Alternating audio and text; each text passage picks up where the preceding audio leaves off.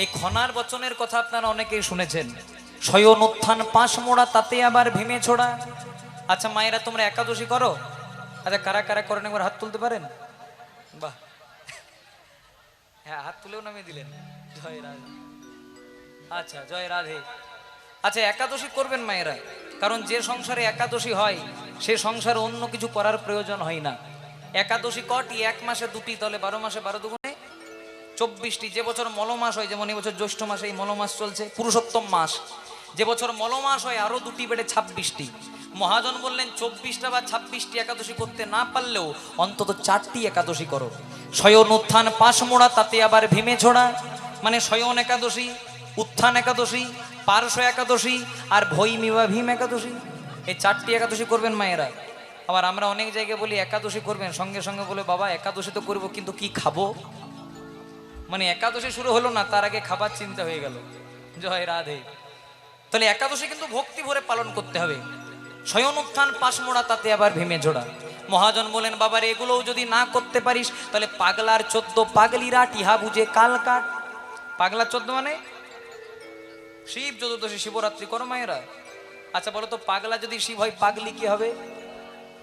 মা দুর্গা। পাগলা 14 মানে শিবরাত্রি আর পাগলিরাট মানে দুর্গাষ্টমী। মহাজন বলেন বাবার এগুলোও যদি না করতে পারিস তাহলে দুটো ছেলের জন্মদিন পালনে যেন না হয় ভিন। দুটো ছেলে কে কে? প্রথম ছেলে রাম, রামের জন্মকে কি বলে? রাম নবমী। আর তারপরে ছেলে কৃষ্ণ, কৃষ্ণের জন্মকে কি বলে? জন্মাষ্টমী। আর মহাজন বললেন বাবার এই কিছুই যদি না পারিস তবে ভোগিয়ার খালে ডুবে মরিস। মানে ভগীরথের আহ্বানে গঙ্গা নেমে এসেছিল পৃথিবীতে, যদি ভক্তি ভরে কেউ গঙ্গাতে অবগাহন করতে পারেন আমাদের মানব জন্ম ধন্য হয়ে যায়। তবে খনার বচনে রামের কথা বলা আছে, রামের চরণে প্রণাম করতে পারলে মানব জন্ম ধন্য হয়ে যায়। আচ্ছা বলো তো মায়েরা, যদি একটা একের পিঠে একটা শূন্য দি কত হয়? কত হয়? 10। 10-এর পিঠে শূন্য দিলে 100, 100-এর পিঠে শূন্য দিলে আর 1000-এর পিঠে শূন্য দিলে 10,000। অঙ্ক শেখাই না, আমি নিজে অঙ্কে কাঁচা, আপনাদেরকে আবার কি অঙ্ক শেখাবো? কথাটি কেন বললাম? একটিকে রেখে আমরা পেছনে যতই শূন্য দেব মানও বাড়বে আর পরিমাণও বাড়বে। কিন্তু মনে মনে চিন্তা করুন মায়েরা, আমরা শূন্যগুলো দিয়ে গেলাম আর একটাকেই ছেড়ে ফেললাম, তাহলে মান পরিমাণ সব শূন্য হয়ে যাবে। তেমনি এক হলো পরমানন্দ গোবিন্দ। গোবিন্দকে রেখে আপনি ডাক্তারি করুন, ডাক্তারি ভালো হবে। মাস্টারি করুন, মাস্টারি ভালো হবে। আপনি নেতা মন্ত্রীর কাজ করুন, সেটাও ভালো হবে। কিন্তু কোনো কিছু করতে গিয়ে তার বিনিময়ে যদি আমরা গোবিন্দকে ছেড়ে ফেলি আমাদের মান পরিমাণ সব শূন্য হয়ে যাবে। তাই আমি যখন কালকে কীর্তন করতে এলাম আপনাদের এখানে, তখন এই রাস্তা হয়ে যখন পার হচ্ছি দেখছি ওই যে বাঁশের খুঁটিটা আপনি বসে আছেন, ওই বাঁশের খুঁটিটা ধরে একটা বাচ্চা বনবন বনবন করে ঘুরছে। তাই এই যে আমার সঙ্গে শ্রীকল বাচ্চা, আমার পিসির ছেলে, আমি যে শোন, আমি বললাম বল। বলছে ভালো করে চেয়ে দেখ একটা ছোট্ট বাচ্চা ঘুরছে। আমি বললাম তো তোর কি আর আমার কি, তো সে একটু ডেকে দে যদি পড়ে যায়। ছেলেটাকে ডেকে দিলাম, ছেলেটা অন্যমনস্ক হলো, পড়ে গেল। কথাটা কেন বললাম? এটা দৃষ্টান্ত মাত্র। ছেলেটা যতক্ষণ বাঁশের খুঁটিটাকে ধরেছিল পড়েছিল, পড়লো কখন? বাঁশের খুঁটিটাকে ছাড়লো যখন। তেমনি ওই বাঁশের খুঁটি স্বরূপ গোবিন্দকে আমরা যদি ধরে রাখতে পারি, গোবিন্দ আমাদেরকে ছেড়ে দেবেন না, বরং আমরাই যদি গোবিন্দকে ছেড়ে ফেলি আমাদেরই পড়ে যাওয়ার ভয় থাকবে না। তাই গৌর হরি হরি বল। হরিবাসরের নিশে জেগে মহাপ্রভু ঘুমিয়ে গেছেন। কেন ঘুমাবে না? সারা রাত্রি কেউ যদি জেগে থাকে সে কি আর না ঘুমায়? এই আপনি যেমন ঘুমাচ্ছিলেন এখন, জয় রাধে, এসে পরে আমি দেখেছি।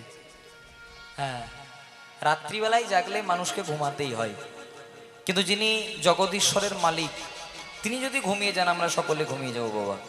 জয় রাধে। যিনি সত্যিকারের ঘুমায় তাকে কিন্তু উঠানো যায়, আর যেজন জেগে জেগে ঘুমায় তাকে কি উঠানো যায়? যেজন ঠিক করেছে আমি উঠবো না তাকে আপনি যতই চেষ্টা করুন উঠাতে পারবেন না।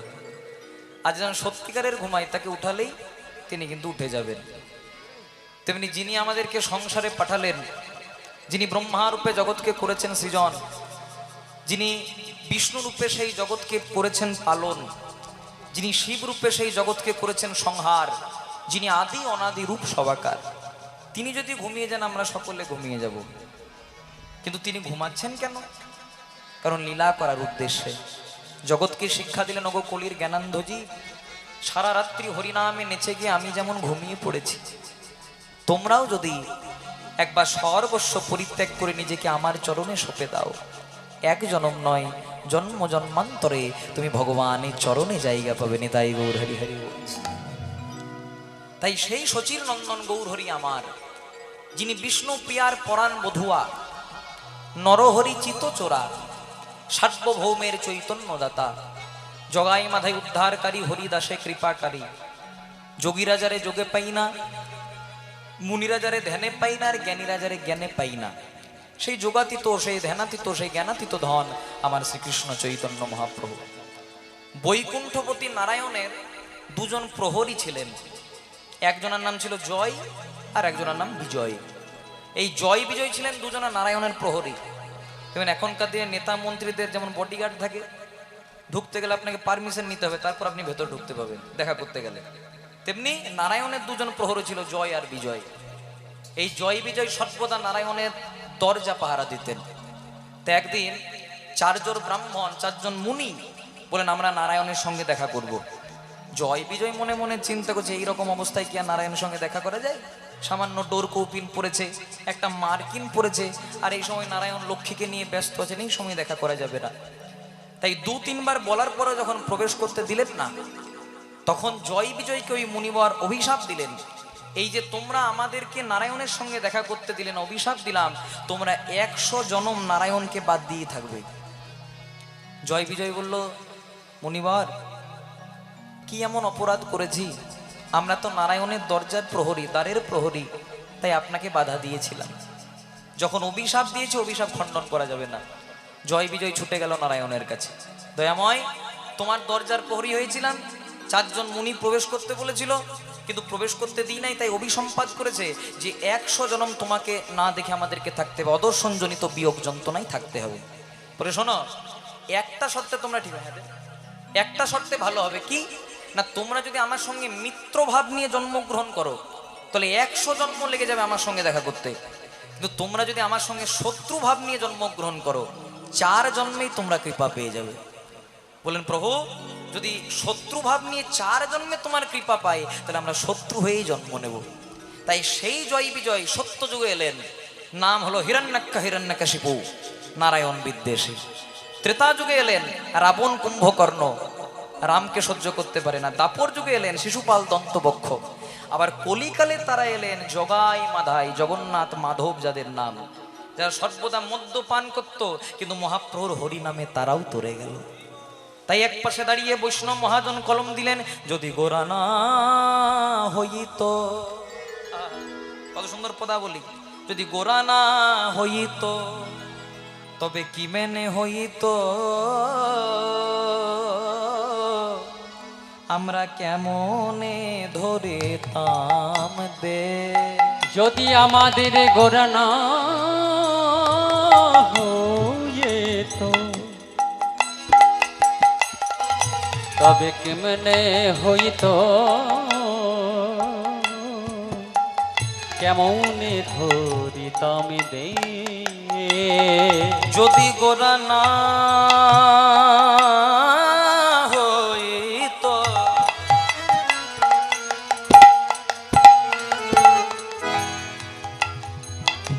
তবে কি মেনে হইত,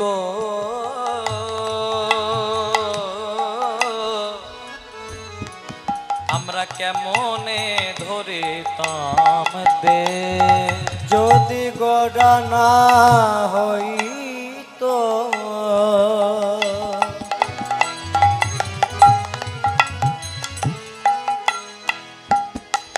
তবে কেমনে হইত,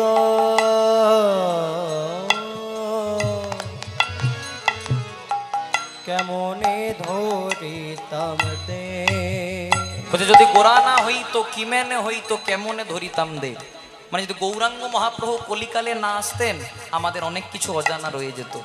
তা মহাপ্রভু এসে কি এমন জানালেন, বলে ব্রজে শ্রীরাধার মহিমা,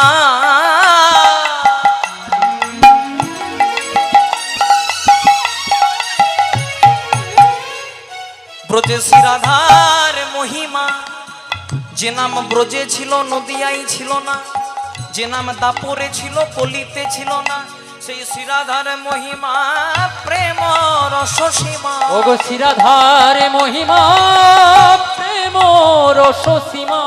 জগতে জানা তো কে, জগতে জানা তো কে।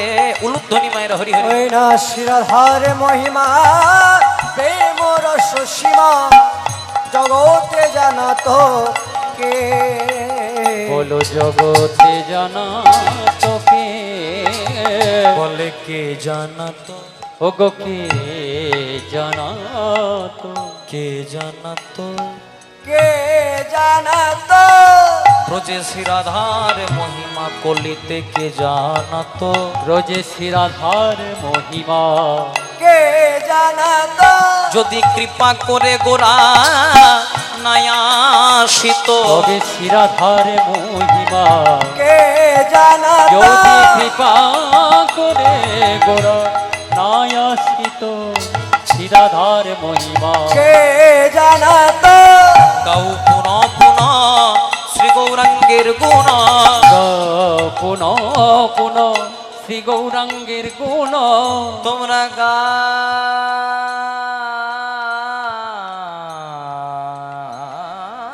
পুনঃ পুনঃ।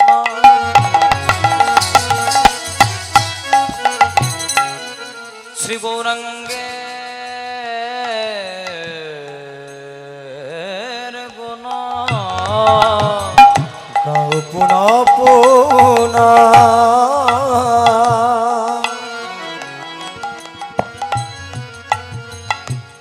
শ্রী গৌরাঙ্গের গুণ। বলছে গাও পুনঃ পুনঃ শ্রী গৌরাঙ্গের গুণ, মানে গৌরাঙ্গের গান গাইতে বলছে। গৌরাঙ্গের গান গাইলে জীবন উদ্ধার হবে। জয় রাধে।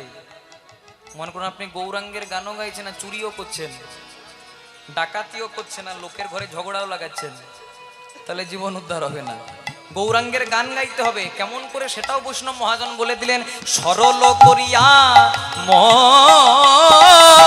তোমরা গাও পুনঃ পুনঃ।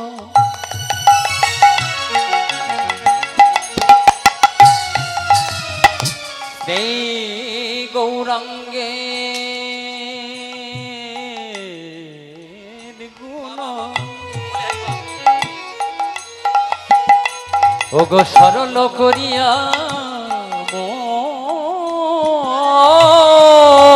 কারণ তিন ভুবনে গৌরের মতো এমন দয়াল আমরা নাহি দেখি একজন। ওগো এতিন ভুবনে আমার গৌরের মতো দয়া নাহি দেখি একজন। আবার তিন ভুবনে গৌরের মতো এমন দয়াল, মানে গৌরের মতো দয়াল কোনোদিনও হয়নি, আর হবেও না। কেন হবে না?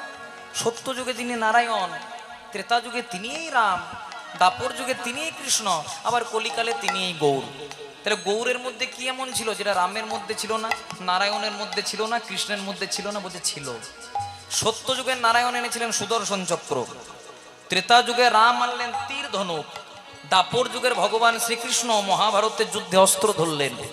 কিন্তু কলিকালে যিনি এলেন না, তিনি না আনলেন গদা, না আনলেন তীর ধনুক, না আনলেন সুদর্শন চক্র। কি আনলেন? হরি নাম দিয়া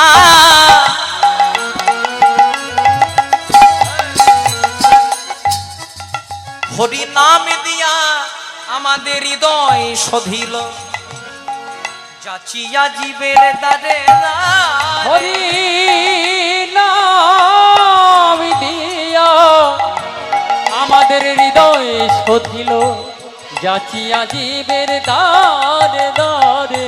তাই গৌরের মতো এমন দয়া দয়াল আর হবে না। গৌরের মতো এমন দয়া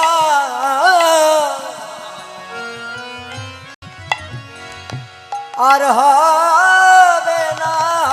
আমার গৌরের মতো দয়া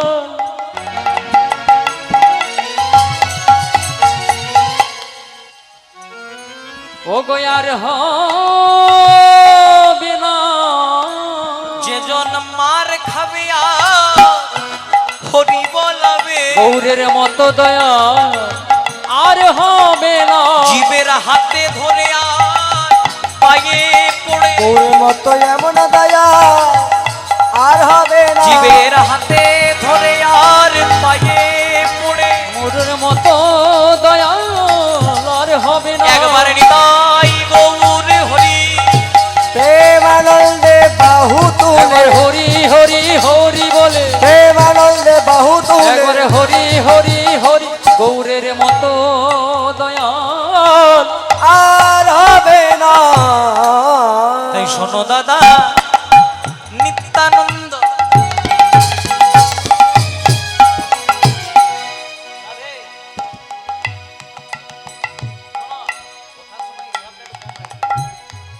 শোনো দাদা নিত্যানন্দ এই কলির জীব হলো অন্ধ ওগো শোনো দাদা নিত্যানন্দ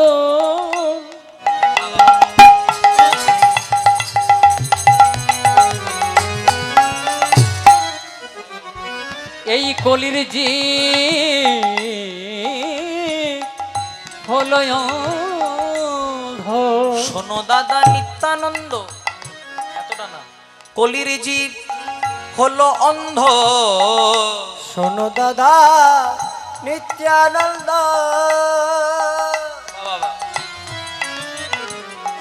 এই কলির জীব হলো অন্ধ বলছে কলির জীব হলো অন্ধ আপনারা আমাকে দেখতে পাচ্ছেন আমিও আপনাদেরকে দেখতে পাচ্ছি তাহলে অন্ধ কেন বলেছে বুঝে না সেই রকম অন্ধ নয় এই কলির জীব হলো জ্ঞান অন্ধ শোনো দাদা নিত্যানন্দ এই কলির জীব হলো জ্ঞান মহাপ্রভু আগের থেকেই জানতেন কলিযুগের মানুষ হবে অল্পায়ু তাদের মন হবে চঞ্চল তাদের মোটা মোটা রামায়ণ মহাভারত পড়ার মতো ধৈর্য থাকবে না তাই মহাপ্রভু আমাদের জন্য হরি নাম নিয়ে এলেন আমরা এমন এক জায়গায় বাস করি যেখানে জুতো বিক্রি হয় শপিং মলে আর বই বিক্রি হয় ফুটপাতে জয় রাধে মহাপ্রভু আগেই দূরদর্শী ছিলেন খারাপ কখন লাগে জানেন বাবা যখন একটা MA পাস ছেলে চায়ের দোকানে কাজ করে তখন খারাপ লাগে না খারাপটা তখন লাগে যখন একটা MA পাস ছেলে চাকরি করার জন্য একটা 4 ফেল নেতার পায়ে ধরে মহাপ্রভু জানতেন কলিযুগ এমনি হবে তাই দাদাকে বললেন এই কলির জীব হবে জ্ঞান অন্ধ ওগো শোনো দাদা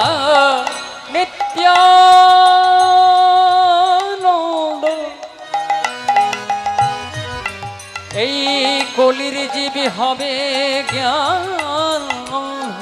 এই জীবে না এই কলির জীবে না না নীল কৃষ্ণ না এই জীবে না কলির জীবে না নীল কৃষ্ণ না বলে এই জীবে না এই কলির জীবে না না নীল কৃষ্ণ না ওগো এই জীবে না কলির জীবে না নীল কৃষ্ণ না দাদা মধুর কৃষ্ণ না কেউ নিল না মধুর কৃষ্ণ না কেউ নিল না দাদা মধুর কৃষ্ণ না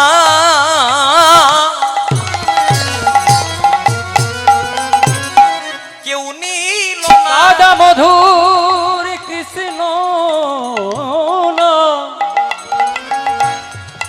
না না কেউ নিল না সবাই জ্ঞান অন্ধকারে পড়ে রইল ওগো মধুর কৃষ্ণ নাম কেউ নিল না সবাই জ্ঞান অন্ধকারে পড়ে রইল মধুর কৃষ্ণ কেউ নিল না সবাই জ্ঞান অন্ধকারে পড়ে রইল মধুর কৃষ্ণ নাম কেউ নিল না জ্ঞান অন্ধকারে পড়ে রইল ওগো মধুর কৃষ্ণ নাম দাদা মধুর কৃষ্ণ নাম কেউ নিল না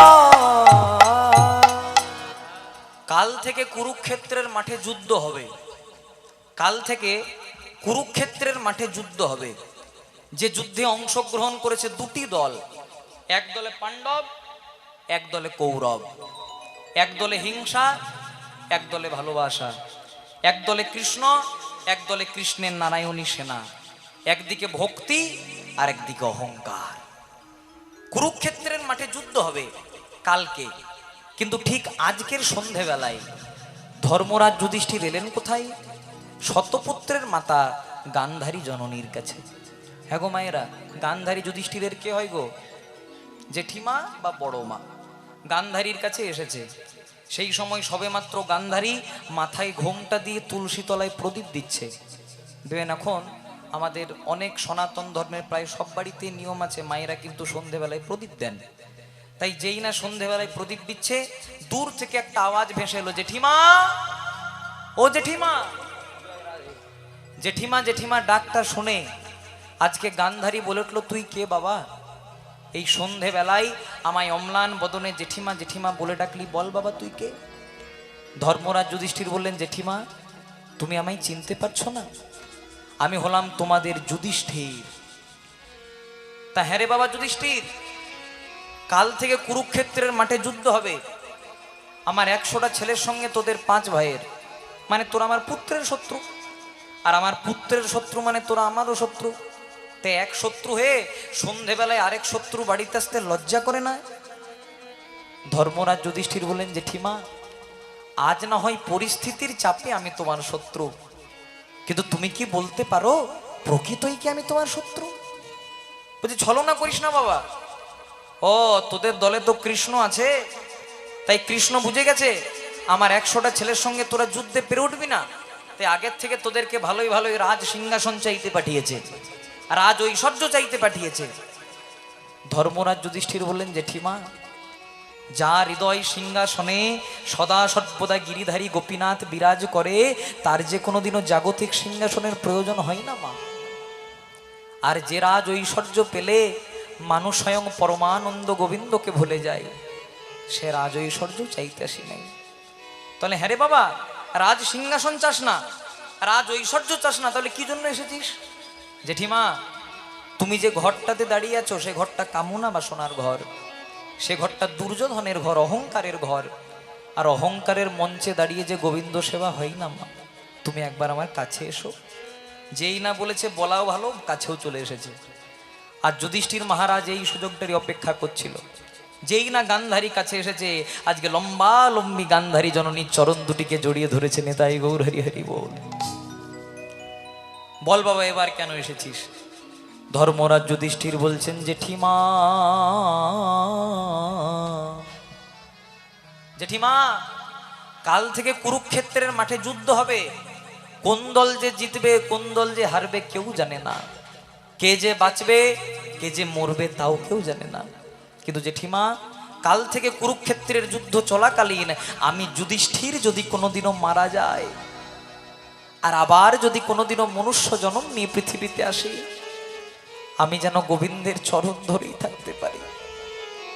যেই না কথাটা বলে দিয়েছে, আজকে গান্ধারী জননী না চাইতেই যুধিষ্ঠিরের মাথায় হাতটাকে দিয়ে পড়ে বলেন, বাবা তোকে আশীর্বাদ করলাম, কাল থেকে কুরুক্ষেত্রের যুদ্ধ চলতে চলতে ধর্মের হবে জয় আর অধর্মের হবে নিশ্চিত পরাজয়।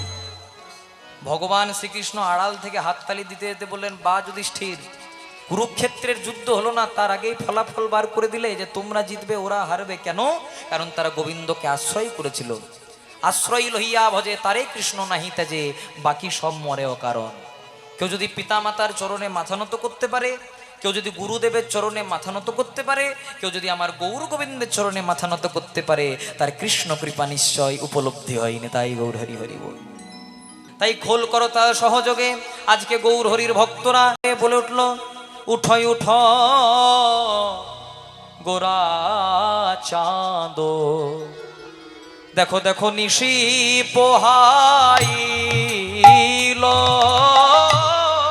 ও গো উঠো উঠো গোরা চাঁদ, দেখো দেখো নিশি পোহাইল। উঠয় উঠ গোরা চাঁদ, দেখো নিশি পোহাইল। উঠয় উঠ গোরা চাঁদ, নিশি পোহাইল। এবার নদী আরো লোক সব দেখো জাগিয়া বৈঠল। ওই নদী আরো লোক সব ও গো জাগিয়া বৈঠল। ওই না নদী আরো লোক সব জাগিয়া বৈঠল। ওই না নদী আরো লোক সব জাগিয়া বৈঠল। দেখো পূরব গণে হেরো এবার অরুণ প্রকাশ। পূরব গগনে হেরো রাধে অরুণ প্রকাশ। পূরব গণে হেরো এবার অরুণ প্রকাশ। ওই পূরব গগনে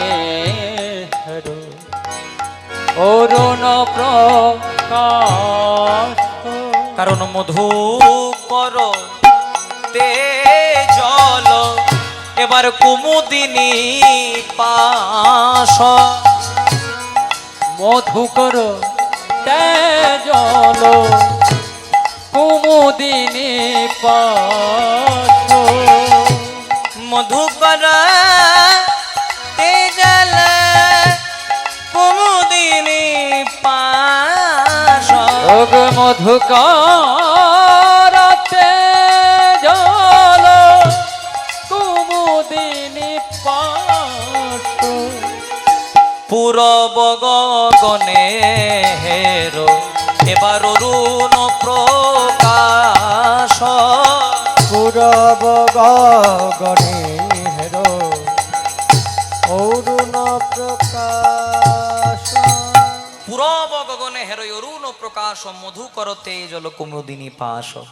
মহাপ্রভু রাত্রিবেলায় হরি নামের খেলা খেলেছেন, আর এই হরি নামের খেলা খেলে সচিমাতার আলোয় ঘুমিয়ে গেছেন।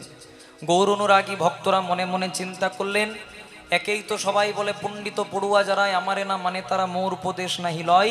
চারি বেদ ষড়দর্শন পড়িয়া যে জন সে যদি গৌরাঙ্গ নাহি ভজে, বৃথা তার অধ্যয়ন লোচন বিহীন জন দর্পণে অন্ধের কিবা কাজে। মনে করুন যে চোখে দেখতে পাই না, তার হাতে যদি আপনি আয়না ধরিয়ে দেন কোনো কাজ হবে? কারণ সে নিজেই চোখে দেখতে পাই না, আয়না দিবে সে কি দেখবে? তেমনি যে জন কলিকালে এসে আমার নিতাই গৌরের চরণ আশ্রয় করলো না, তার আসা যাওয়া বৃথা হয়ে গেল। এই সংসারে যার ধন থাকে তাকে বলে ধনী, যার মান থাকে তাকে বলে মানি, যার পাণ্ডিত্য থাকে তাকে বলে পণ্ডিত। কিন্তু ধন থাকলে ভগবানকে পাওয়া যায় না। ধন থাকলে, টাকা পয়সা থাকলে যদি ভগবানকে পাওয়া যেত, তাহলে মুকেশ আম্বানি, টাটা বিড়লার মতো লোকের আগে ভগবানকে পেতেন। মান থাকলেও ভগবানকে পাওয়া যায় না। মান থাকলে যদি ভগবানকে পাওয়া যেত, যারা দেশ দশের নাম উজ্জ্বল করে এত মান নিয়ে বসেছেন, সৌরভ গাঙ্গুলি, সচিন টেন্ডুলকার, তারা আগে ভগবানকে পেতেন। পাণ্ডিত্য থাকলেও ভগবানকে পাওয়া যায় না। পাণ্ডিত্য থাকলে যদি ভগবানকে পাওয়া যেত, তাহলে লেখা থাকতো রামায়ণ মুখস্থ যা রাম তার, কিন্তু কোথাও লেখা নাই। কোথাও লেখা নাই যে মহাভারত মুখস্থ যার কৃষ্ণ তার।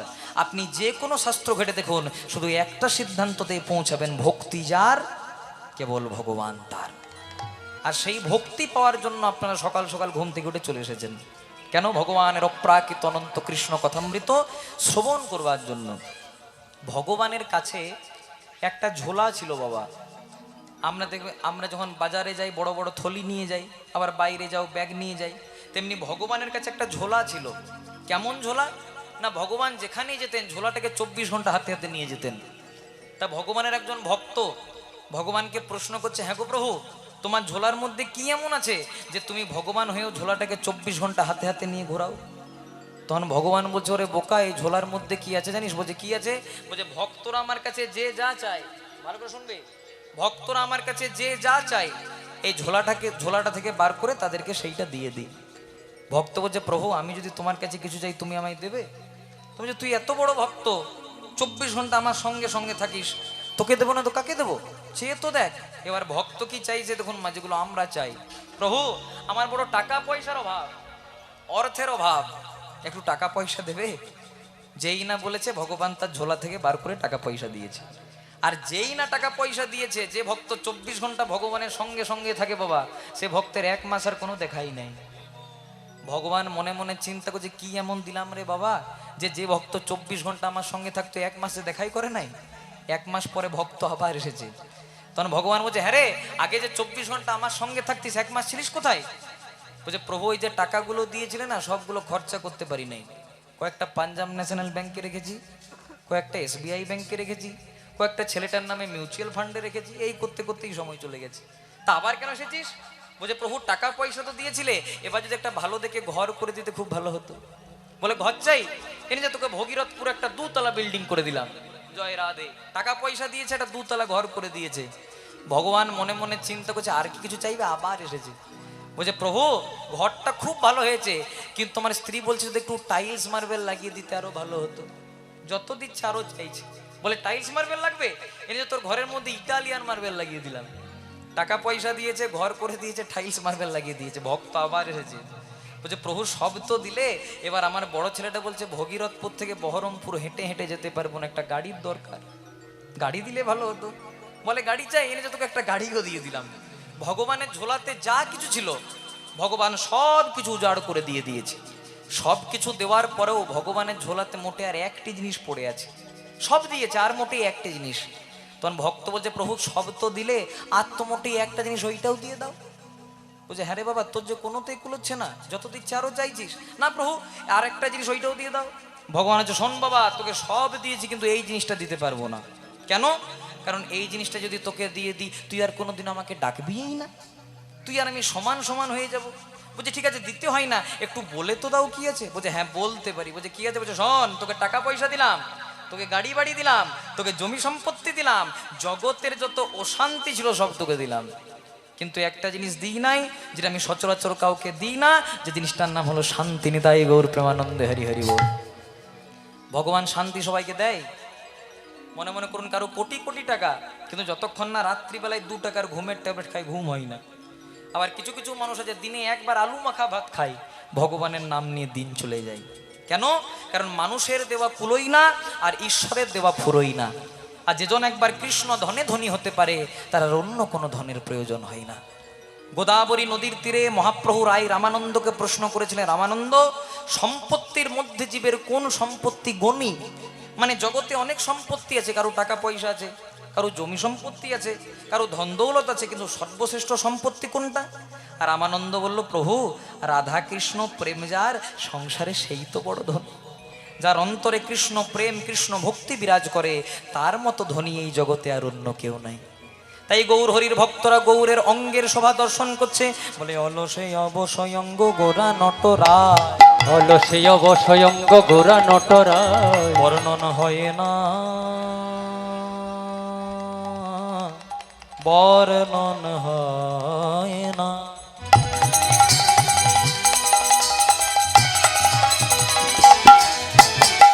আমারে গৌর হরি রঙ্গের শোভা,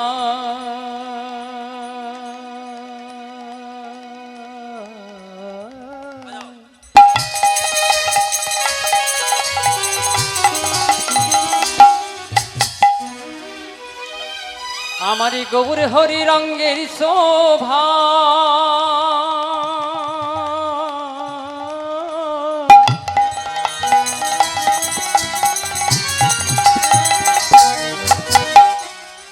নানা বর্ণন হয় না,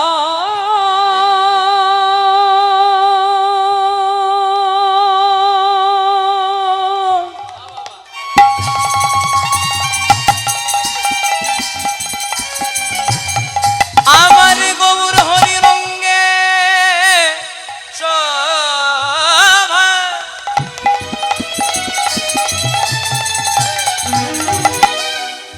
নানা বর্ণ হয় না।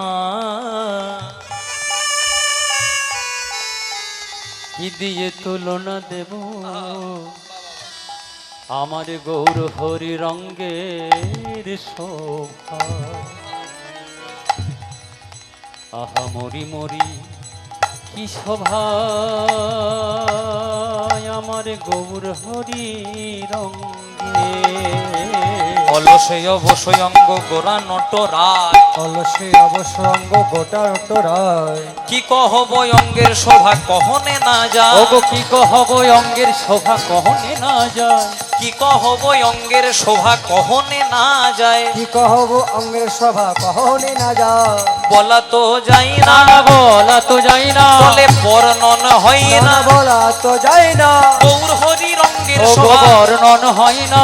গৌর হরি রঙ্গের শোভা। বর্ণন হয় না। একবার হরি হরি হরি বলে প্রেমানন্দে বাহু তুলে, হরি হরি হরি বলে, লোটে প্রেমানন্দে বাহু তুলে, হরি হরি হরি লোটে বলে, প্রেমানন্দে বাহু তুলে, হরি হরি হরি বলে।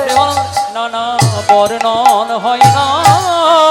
সচির গোড়া কামের কোড়া দেখলাম ঘাটের কুলে, চাচর চুলে বেড়িয়া ভালে নবমা লতির মালে। কাঁচা সোনা লাগে ঘৃণা রূপের তুলনা দিতে, চিত চোরা মনোহরা নাই কবনিতে। রূপ দেখি দুটি আঁখি ফিরাইতে নারী, পুনতারে দেখবার লাগে কত সাধ করি। জাগিতে ঘুমাতে সদা গৌর জাগে মনে, লোচন বলে যে দেখেছে সেই জনাই জানে। অন্তে কৃষ্ণ বহির রাধা কিশোর কিশোরী, অবতীর্ণ কলিযুগে গৌর রূপে হরি পতিত পাষণ্ড নাম লয় জনে জনে। নাম রূপে কৃষ্ণ কৃপা পাই ভক্ত গণে, নিতাই গৌর হরি হরি বল।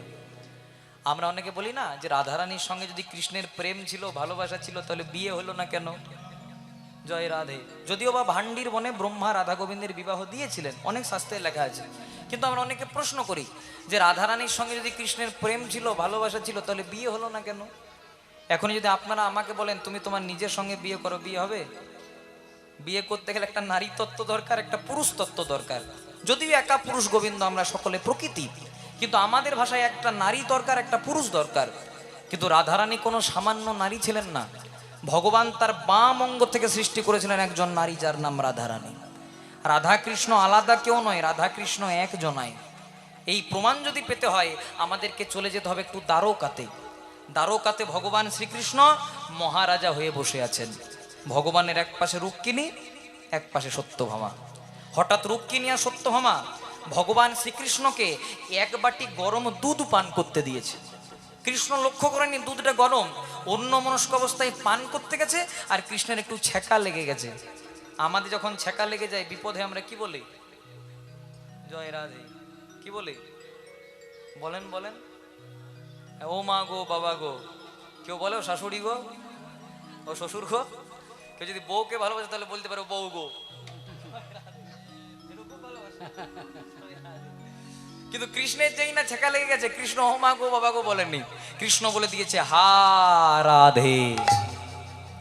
রুক্মিণী সত্যভামা মনে মনে চিন্তা করছে, বিপদের সময় মানুষ যার নামটা উচ্চারণ করে মানুষ তাকে একটু বেশি ভালোবাসে। তাহলে নিশ্চয়ই বিপদের সময় আমাদের স্বামী রাধার নাম উচ্চারণ করেছে, মানে নিশ্চয়ই এতজনের স্ত্রীর মধ্যে রাধার নামে কেউ আছে যাকে আমাদের স্বামী একটু এক্সট্রা অর্ডিনারি বেশি ভালোবাসে। দেখতে হবে রাধাটাকে।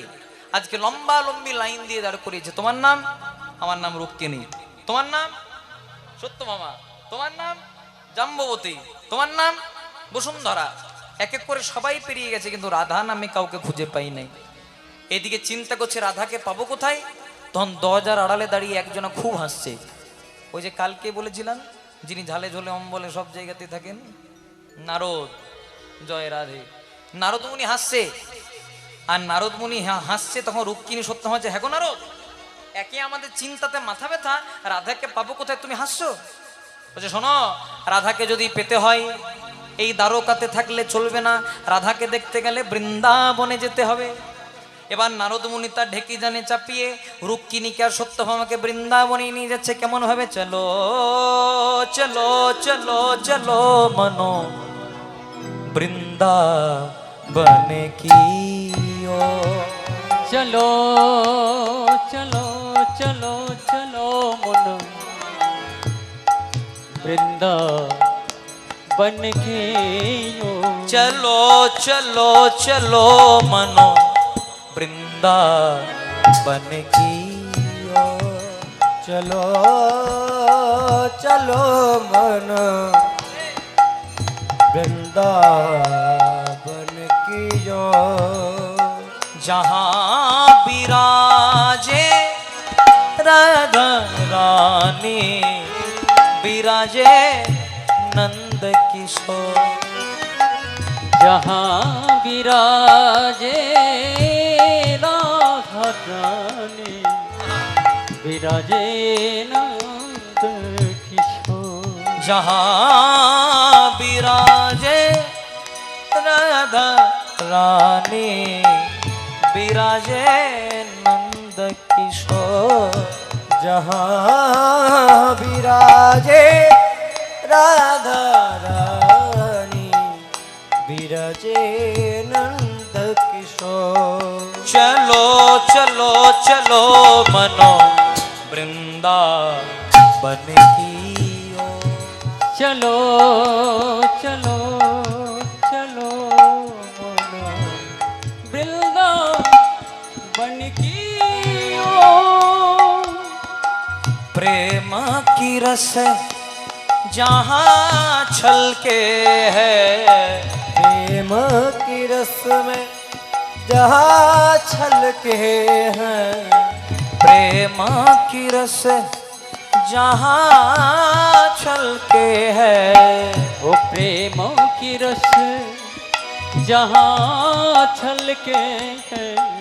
प्रेमी प्रीतम की डोर चलो बनो वृंदावन की और उलूध्वनि हरि हरि बोल। चलो चलो मोनो वृंदावन की जो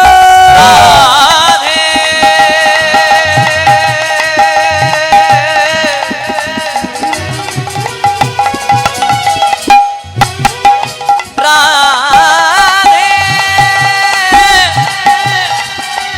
राधे राधे राधे।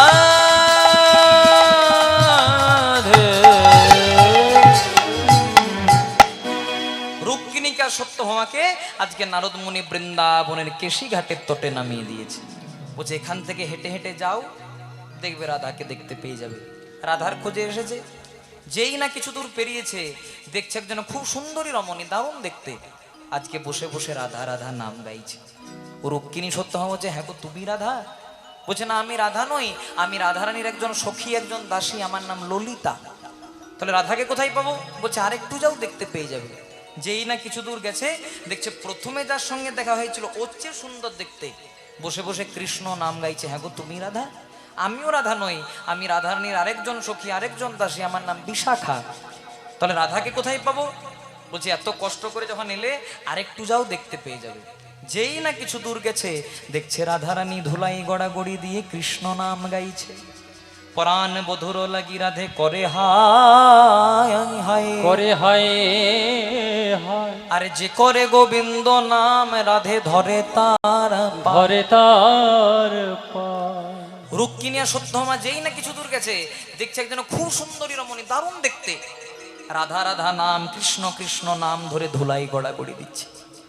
রুক্মিণী সত্যভামা মনে মনে চিন্তা করছে আহারে কত সুন্দর দেখতে, তাহলে আমাদের স্বামী আমাদেরকে কেন ভালোবাসবে? এতজনা এত সুন্দর একজনা আছে, আমাদের দিকে কি আর মায়া হয়? রুক্মিণী সত্যভামা যেই না প্রশ্ন করতে যাবে হ্যাঁ গো তুমি রাধা, সেইটা বলার আগে রাধারানী রুক্মিণীকে আর সত্যভামা ও রুক্মিণী, ও সত্যভামা দূরে কেন, কাছে এসো। রুক্মিণী সত্যভামা যে হ্যাঁ গো তুমি কি করে চিনলে যে আমার নাম রুক্মিণী ওর নাম সত্যভামা? বলছে আমার কাছে কি অজানা থাকে? তোমরা তো আমারই কৃষ্ণের স্ত্রী, তোমার নাম রুক্মিণী ওর নাম সত্যভামা, তাহলে তুমি কে? বলছে আমি কে জানো? যার খোঁজে তোমরা দ্বারকা থেকে বৃন্দাবনে এসেছো, আমি হলাম সেই বৃন্দাবনের প্রেমময়ী রাধা রানী। নিতাই গৌর হরি হরি বল। এবার রাধারানী কি বলছে দেখো মায়েরা, রাধারানী বলছে সেসব বাদ দাও। হ্যাঁ গো রুক্মিণী সত্যভামা, তোমরা তোমাদের স্বামী কৃষ্ণকে কালকে এক বাটি দুধ দিলে একটু ঠান্ডা করে দিতে পারলে না? রুক্মিণী সত্যভামা মনে মনে চিন্তা করছে নে বাবা, দুধটা দিয়েছিলাম দ্বারকাতে, খবরটা বৃন্দাবনে এলো কি করে? ছেঁকাটা লাগলো কৃষ্ণের, গরমটা লাগলো কৃষ্ণের, আর রাধা জানলো কি করে? হ্যাঁ গো রাধে তুমি কি করে জানলে যে আমাদের স্বামী কৃষ্ণকে এক বাটি গরম দুধ দিয়েছিলাম? বলছে মনে আছে যখন তোমাদের স্বামী কৃষ্ণকে এক বাটি গরম দুধ দিলে ওর একটু ছেঁকা লেগে গেল, আর কৃষ্ণ কি বলল? কৃষ্ণ বলল হা রাধে নিতাই গৌর হরি হরি বল। আর যেই না কৃষ্ণ হা রাধে বলল, কৃষ্ণের অঙ্গের জ্বালা যন্ত্রণা ব্যথা বেদনা ছেঁকা ফোসকা সব আমি আমার নিজের বদনে নিয়েছি। দেখতে যাও। এবার রাধারানী তার জিহ্বাটি জিভটি বাড়িয়ে দিলেন, যেই না জিভটি বাড়িয়ে দিলেন, দেখছে রাধারানীর জিভের মধ্যে 2-3টে বড় বড় ফোসকা পড়ে গেছে। ওই যে কালকে তোমাদের স্বামী কৃষ্ণকে এক বাটি গরম দুধ দিলে, ও ছেঁকা লেগে গেল, আর কৃষ্ণ বলল হা রাধে। কৃষ্ণ যখনই হা রাধে বলল, কৃষ্ণের অঙ্গের জ্বালা যন্ত্রণা ব্যথা বেদনা সব আমি আমার নিজের বদলে নিয়েছি। তাই রুক্মিণী সত্যভামার আর বুঝতে বাকি রইল না, বলে যেই রাধা সেই তো কৃষ্ণ। ওগো যেই রাধা সেই তো কৃষ্ণ, জয় রাধা সেই তো কৃষ্ণ। তারা কলিকালে অবতীর্ণ, ওগো যেই রাধা সেই তো কৃষ্ণ। আবার নদিয়াতে শ্রী চৈতন্য। জয় রাধা সেই তো কৃষ্ণ।